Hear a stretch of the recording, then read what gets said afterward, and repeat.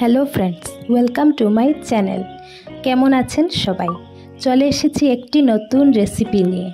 রেসিপিটা হলো কাঁকড়ার ঝাল। কাঁকড়া খেতে খেতে কার ভালো লাগে জানাবেন। আমার তো খুবই পছন্দের ডিশ কাঁকড়া, তবে একে কেটে বেছে পরিষ্কার করাটা অনেক কষ্টের।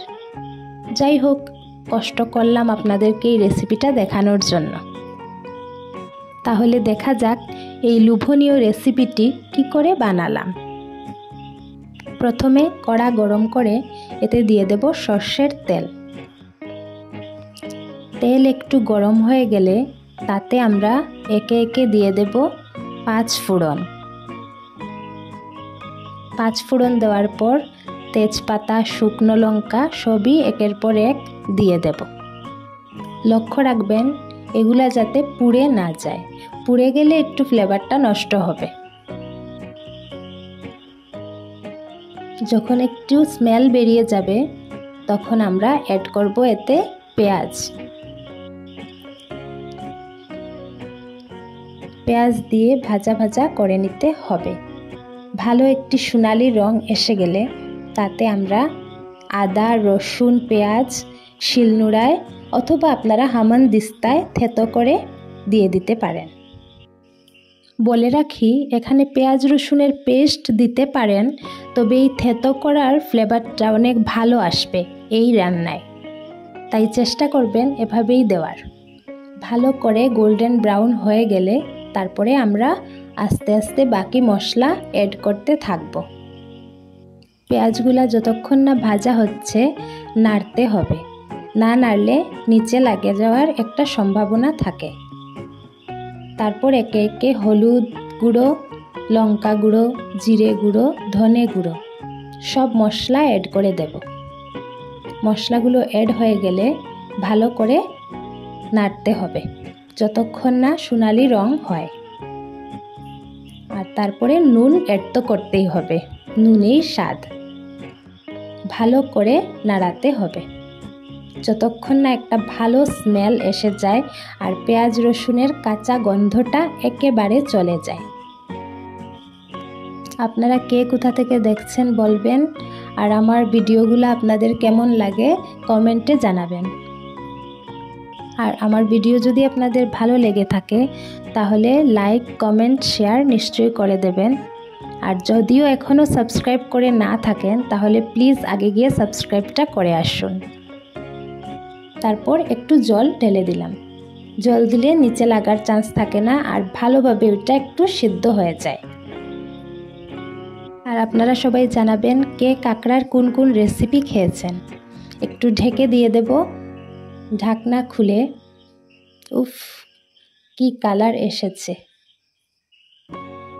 আর আপনারা যদি আমার এই ভিডিওটা ফেসবুক পেজ থেকে দেখে থাকেন তাহলে প্লিজ ফলো করে দেবেন, ফলো আর লাইকটা করে দেবেন। তারপর আমরা একে একে অ্যাড করে দেব আলু। আলুগুলো ডুমো ডুমো করে কেটে রেখেছিলাম। আলু ছাড়া কি বাঙালির চলে বলুন? ওইটা আলু ছাড়াও করতে পারেন, তবুও আলুর স্বাদ তো আলাদাই। আলু খেতে কে না পছন্দ করে, আমরা সবাই আলু লাভার। এখন ভালো করে আলুর সঙ্গে মশলাকে কষিয়ে নেব। তারপর একটু ঢাকা দিয়ে দেব যাতে আলু সেদ্ধ হয়ে যায়। কিছু সময় পর আবার ঢাকা খুলে দেখব আলুটা কতটা সেদ্ধ হয়েছে। এখনো অল্প বাকি আছে সেদ্ধ হওয়া।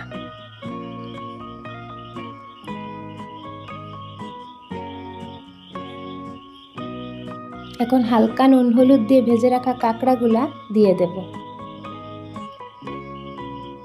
দিয়ে ভালো করে আলু আর মশলার সঙ্গে মিশিয়ে নেব। দেখুন কি সুন্দর কালার হয়েছে।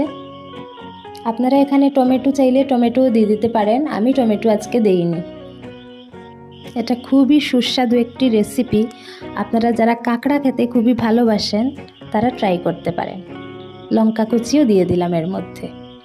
যে যেমন ঝাল খেতে ভালোবাসেন ঠিক তেমনি দিয়ে দিতে পারেন। আপনারা এখানে বোম্বাই মরিচও দিতে পারেন যদি ঝালটা ভালো লাগে।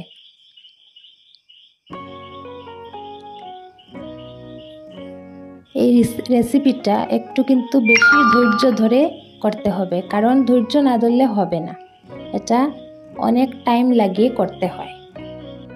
এটা আবার ঝটপট রান্নার তালিকায় পড়ে না। যত বেশি সময় লাগিয়ে কম আঁচে রান্নাটা করবেন ততই সুস্বাদু হবে। অ্যাড করে দেব একটু জল, যে যেমন ঝোল খেতে ভালোবাসেন। এটা তো একটু কষা কষা হবে, তাই অল্প জল দিয়ে দিলাম। তারপর দিয়ে দেব আরও 5 মিনিটের জন্য ঢাকা খুলে দেখুন কেমন রং এসেছে।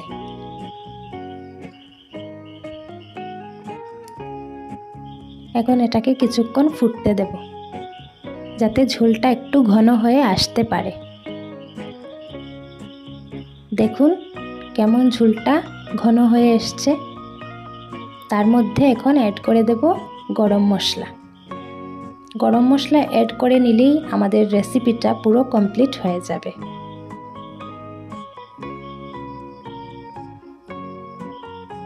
ধোয়া ওঠানো এই রেসিপিটা গরম ভাতের সঙ্গে ট্রাই করে দেখবেন।